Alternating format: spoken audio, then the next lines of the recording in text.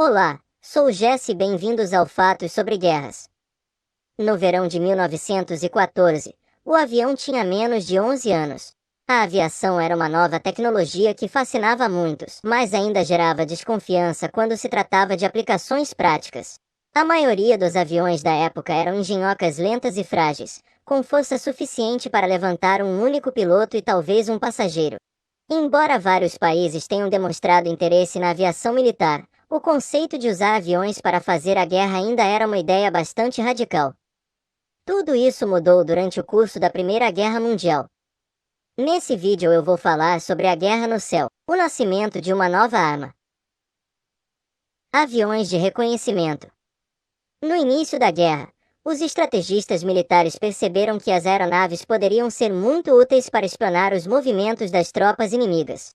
Assim, nasceu o avião de reconhecimento, uma ferramenta que todos os lados da guerra usaram em graus variados.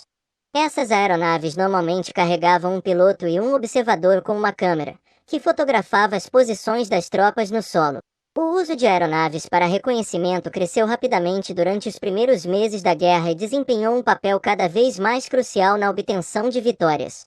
Por exemplo, tais aeronaves provaram ser vitais para as forças britânicas e francesas durante a Batalha de Mons e a Batalha do Marne. Aviões de combate. À medida que o reconhecimento aéreo se tornou mais comum, o mesmo aconteceu com a necessidade de encontrar maneiras de parar os aviões de observação inimigos. Uma maneira era disparar contra eles do chão, o que era ineficaz até que as armas pudessem ser melhor adaptadas para isso. A outra maneira era desenvolver um meio para uma aeronave atacar outra. As primeiras dessas tentativas foram feitas usando os próprios aviões de observação, já que pilotos e observadores tentavam atirar em outros aviões usando rifles e até pistolas, um método que rapidamente se mostrou inútil. Alguns pilotos tentaram atirar granadas de mão, tijolos ou até cordas longas com ganchos nos aviões abaixo deles.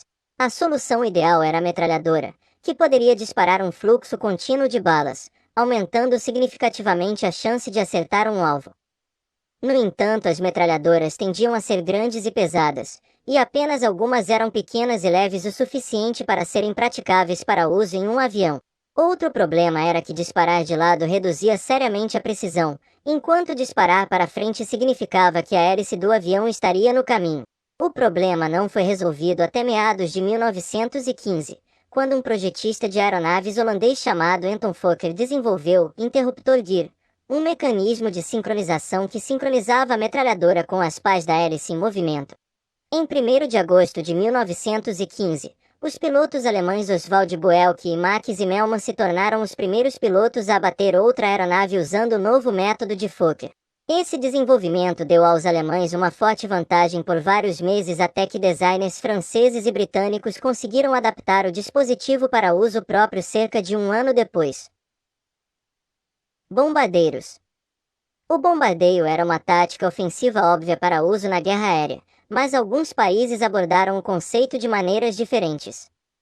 A Rússia foi a primeira a desenvolver um avião especificamente para esse fim, o Muromets, um grande avião quadrimotor que Igor Sikorsky havia desenvolvido em 1913 como avião de passageiros. Foi adaptado para uso como bombardeiro em 1914 e foi usado com sucesso durante toda a guerra. Zeppelins. A Alemanha adotou uma abordagem diferente ao bombardeio usando dirigíveis mais leves que o ar, ou Zeppelins, para lançar bombas em alvos tão distantes quanto Londres e Paris. Os Zeppelins lentos, que tinham um longo alcance e podiam transportar uma carga relativamente grande de explosivos, atingiram o auge de seu sucesso no início da guerra, durante 1915. À medida que a guerra continuava, os dirigíveis gigantes tornaram-se cada vez mais vulneráveis às capacidades cada vez maiores dos aviões de combate. Os Zeppelins estavam cheios de hidrogênio, então apenas uma pequena faísca era necessária para fazer com que o navio inteiro explodisse em chamas. Por conta disso, a Alemanha passou a usar cada vez mais aviões como bombardeiros. Mitos e realidades da guerra aérea.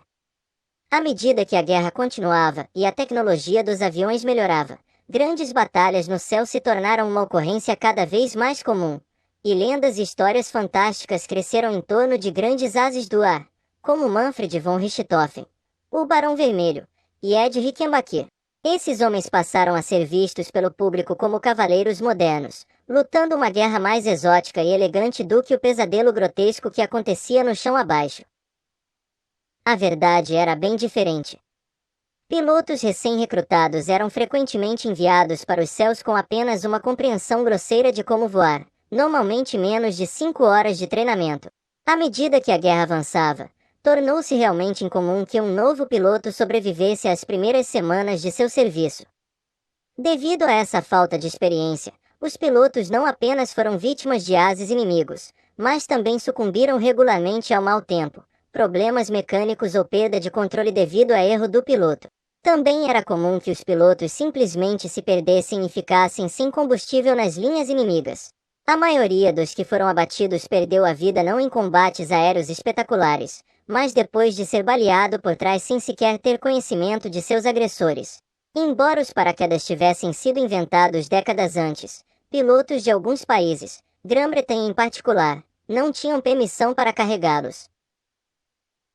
Importância geral da guerra aérea.